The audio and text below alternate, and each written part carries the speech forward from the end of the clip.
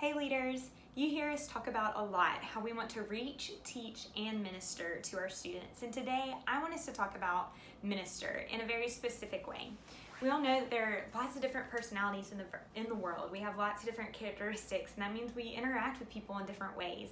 And so I'm sure that you probably have or have had or will have a student who is quieter in your ministry. And today I want to talk about how that student is still so important, even if they're not the student that's answering all the questions, even if they're the one sitting off to the side and not engaging as easily.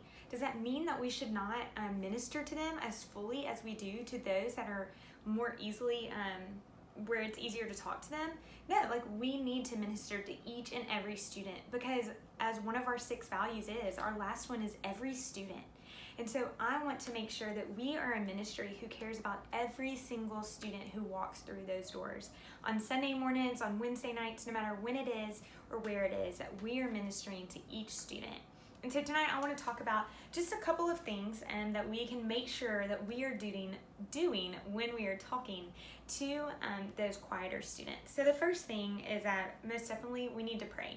We need to pray for those students, and we need to pray for ourselves that the Holy Spirit will guide us in our conversations and how we interact with those students and how those conversations go.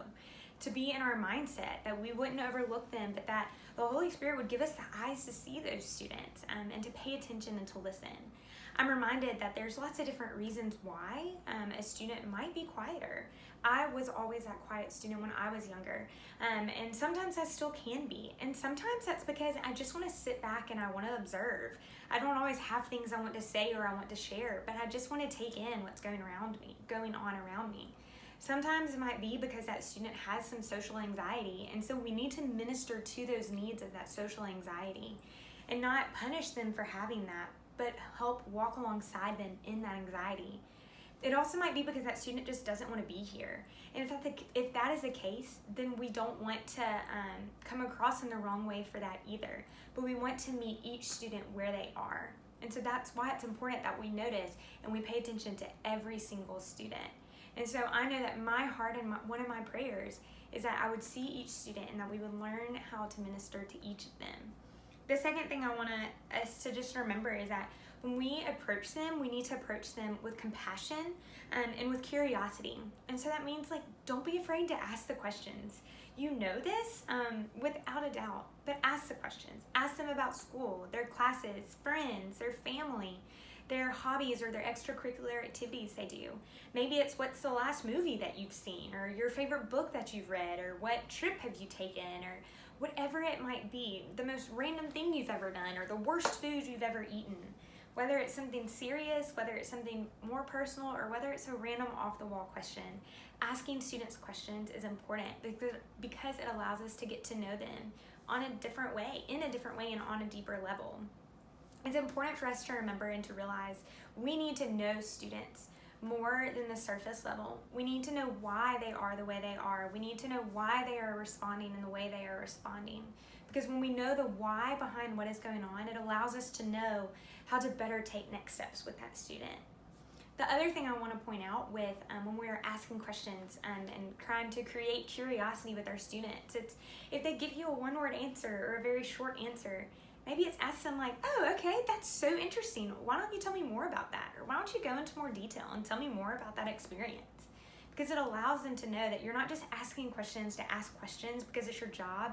You're asking questions because you care and you want to know more.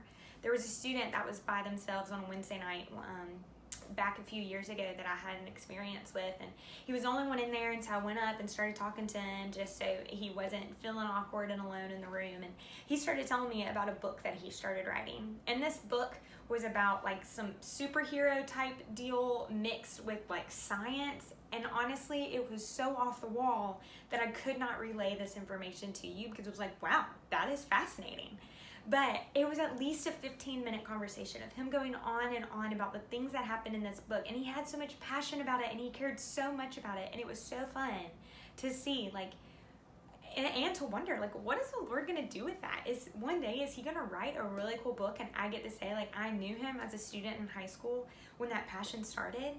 Whatever it is, me listening to him talk about that book for 15 minutes created an opportunity moving forward where he always knew he could come and ask me questions and about student ministry and different things. And it was a guy, so our relationship didn't look as close as it does when they're girls. But it still was a relationship that was meaningful because it let him know that I saw him and I knew he was there. Another thing that I want us to make sure we are aware of when we're talking to the quiet student is that we're gentle with them. We don't need to be confrontational with students because it's going to close the door, it's going to shut them off, and it's going to allow us to not have the opportunities that we need to possibly have in the future or even that day. And so we need to be gentle with them.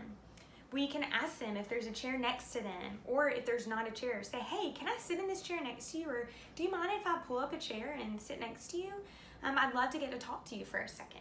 Ask their permission so then we're not just invading their bubble, but they're giving us the permission to come and sit with them. It's also important for us to sit side by side and not in front of them because it feels not as invasive when you're sitting side by side rather than we're sitting in front and it feels like an interview. Another thing that's important for us to do is to mirror their posture and their tone. If there's someone that's more quiet and soft-spoken, don't be loud and energetic and in their face. Because if you do that, it's going to turn them off and they're not going to know how to respond to that. But if you are quiet and gentle and soft-spoken in the ways that you talk to them, it's going to feel more warm and welcoming to them. It also means we need to mirror their posture. If they're sitting on the floor, if you can, get on the floor with them. Sit down and be on their level. It's important that when we're teaching, we're not just teaching and having conversations where you're standing super tall and they're super low. Like, squat down next to them, pull up that chair, whatever you're physically able to do. Mirror their posture the best that we can so that they feel more comfortable in that way as well. And the last thing I just want to encourage you with is to keep trying.